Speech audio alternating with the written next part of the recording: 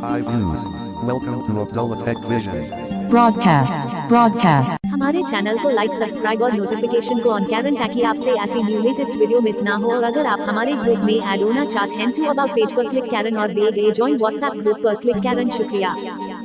Start tutorial now.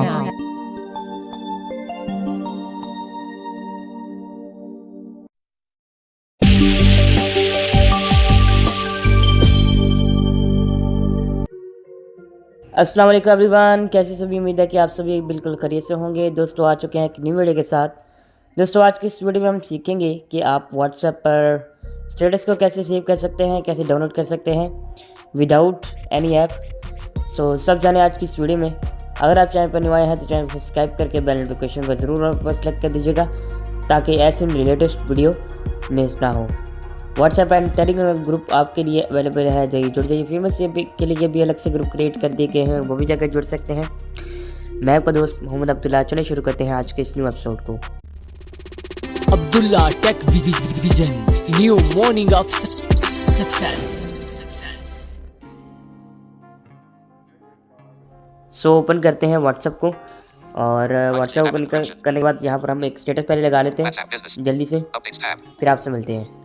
If wait the moment.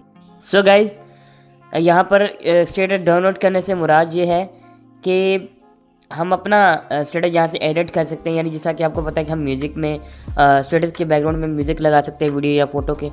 तो आप यहाँ से एडिट करके तो आप अपना स्टेटस सेव कैसे कर सकते हैं। तो कैसे करना है, चलेंगे माय स्टेटस पे, इस पर क्लिक करें, इस पर क्लिक करेंगे। अब देखिए सो आगे चलेंगे।